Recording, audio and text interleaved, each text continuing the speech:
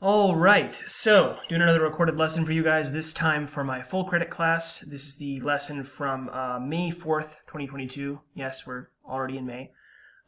This week we're doing personality disorders. Hopefully if you paid attention and you took a look at the ed puzzle from the asynchronous day, right, you found that there were a set of personality disorders that were labeled as eccentric. This is bit of a shorthand, but the formal name for these is Cluster A personality disorders, hence the name here.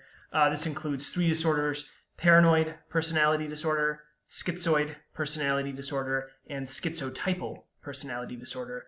All of them are kind of odd, kind of, I guess you could say tweaky, but they have some important differences, so please check that out if you have not already. However, on this day, the 4th, we looked at dramatic personality disorders, in this case formerly known as Cluster B. There are 3 clusters, right? A, B, and C.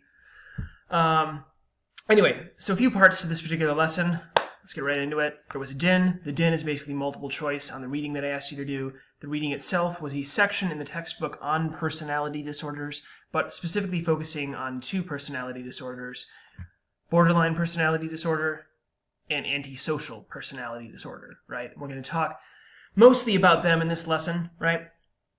Anyway, after that, I gave you a little bit of time to do that. After that, we had a brief lecture. Actually, to be honest, one that went on a little longer than I expected it to, learning from that. The lecture itself essentially broke down the 4 personality disorders that we have in this one. I'm going to go over them very briefly here. So, first, we have narcissistic personality disorder, and these descriptors here are pretty accurate, right? This person feels superior or special. They lack empathy, generally speaking. They need admiration.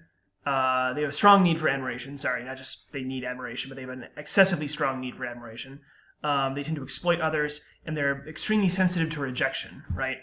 I'll also add that there's some other features. They feel a constant need to be the center of attention. They feel inherently envious towards people that have things that they do not have.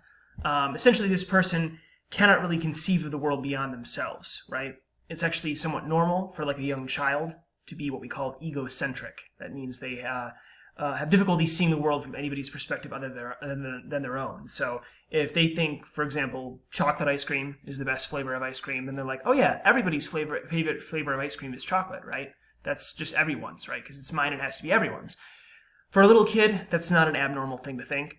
For an adult, though, if you start to think that everything revolves around you, that everybody has to think the same way as you, and that anybody who doesn't think the same way as you is bad or stupid, then yeah, you might be getting into narcissistic personality disorder. There are actually 9 different criterion for narcissistic personality disorder. You need to have at least 5 consistently over a lengthy period of time, at least 6 months, and it should be global. That is, you have it in all kind of realms of your life.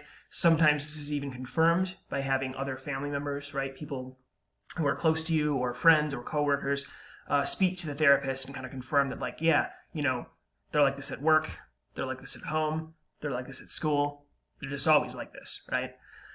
So that's narcissistic personality disorder, very self-obsessed. If you're not familiar with the origin of the word, it relates to the Greek figure Narcissus, who infamously was so obsessed with his own physical beauty that he actually drowned in a pool trying to get closer to his reflection.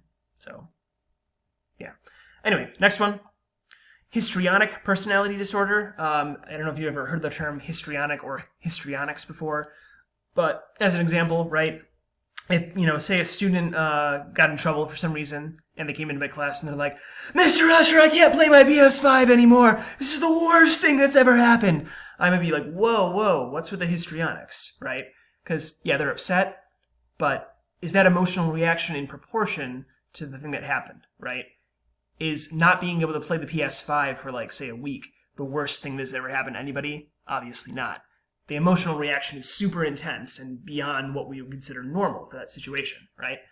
That's kind of what histrionic personality disorders, right, is like. They have dramatic behavior. They display inappropriate behavior in a sexual or provocative manner. They constantly need to be the center of attention, right? So somewhat similar to narcissistic in that they think it's all about them. But really, it's less about people thinking they are great because they assume they're great, and more about people just paying attention to them. So they might do things to make themselves look awesome, like, dress in a lavish way, or be sexually provocative, or kind of act in a dramatic fashion, almost as if they're a character in a soap opera. But they also might do things that make themselves look humiliated or,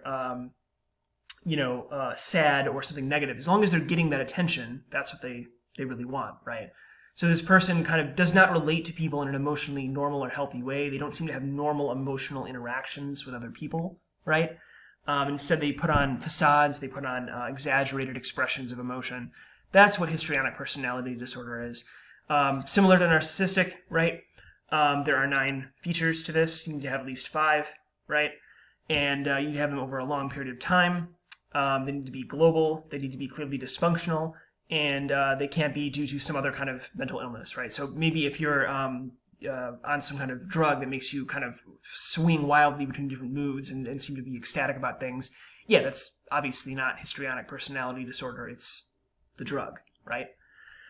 So those 2 are kind of going to take a back seat for the rest of the lesson, right? Although I will point out, histrionic personality disorder tends to be diagnosed more in women for reasons that I'm going to ask you guys to think about more in the ticket out the door.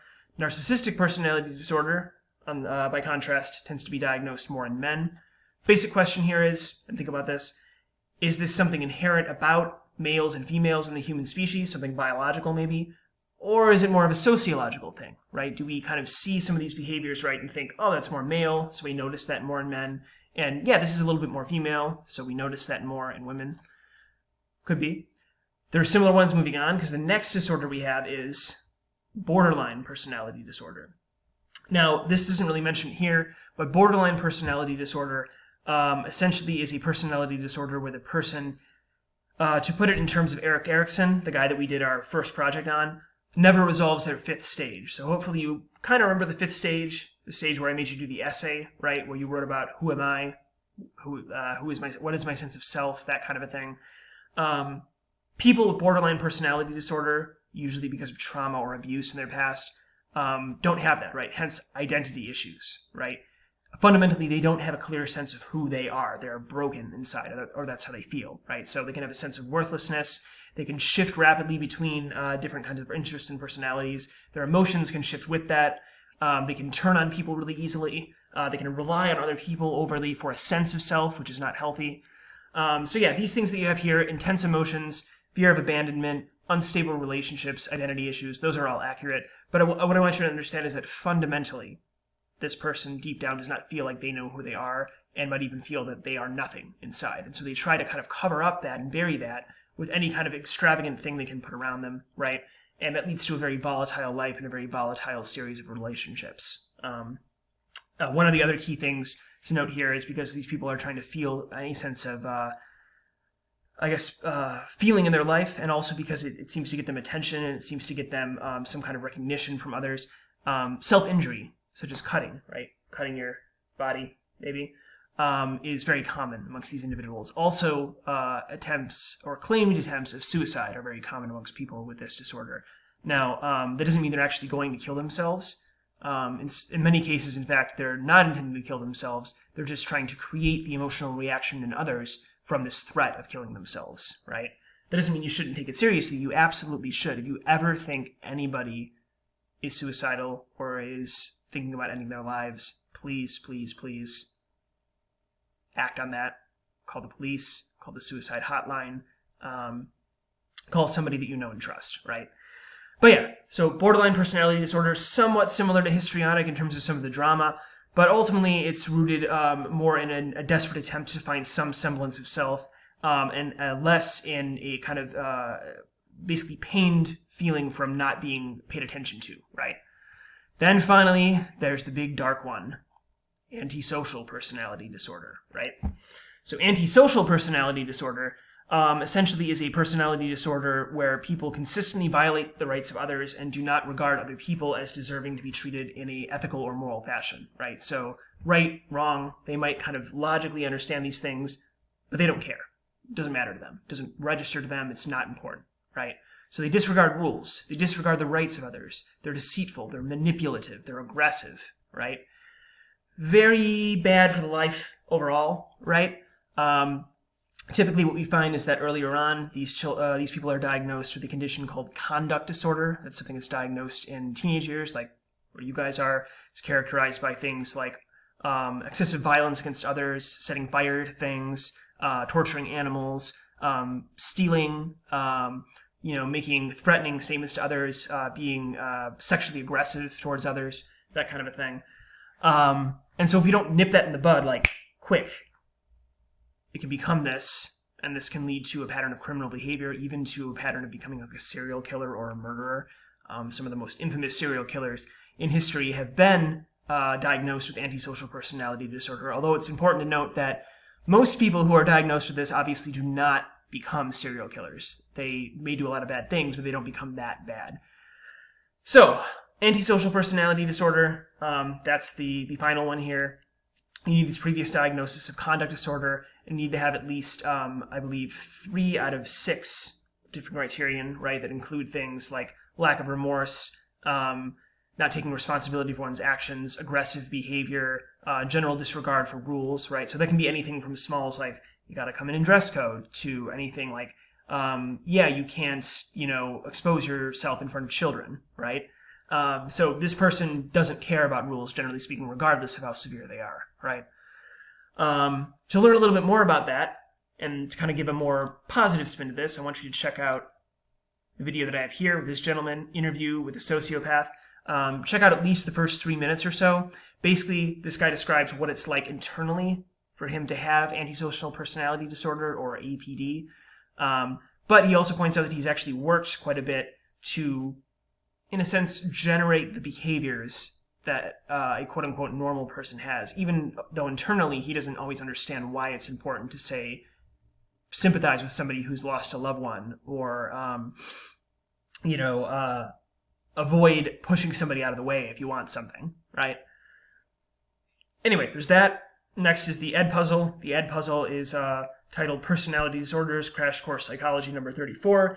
This Ed puzzle as a whole, this video as a whole, covers personality disorders in general, really focuses, for the most part, on BPD, that's borderline personality disorder, and APD, or antisocial personality disorder, that we were just discussing, right? So please check that out, answer the questions there. Keep in mind the stuff about the gender differences, right? And also some of the ethical concerns around people with antisocial personality disorder. What does it mean that there are people that seem to be just inherently bad? Is it accurate to say they're inherently bad just because maybe their brains are wired a certain way? Think about it. And then, the last part, the ticket out the door, is basically asking you, what do you think about this gender difference, right? Why do you think it's the case that, you have more women with, say, histrionic and borderline personality disorder versus more men, because men have more antisocial personality disorder. That's, it's mostly a male disorder, not entirely, but mostly. Whereas more men have narcissistic and antisocial personality disorder. Why? Why do you think there's this difference? Write a little bit, reflect on that. That is what I would like you to do. That is the lesson. Hopefully I've explained everything to your satisfaction. The next video will be touching on cluster C, which is the anxious personality disorders. I will have more on that, of course, later. But for now, have a good one.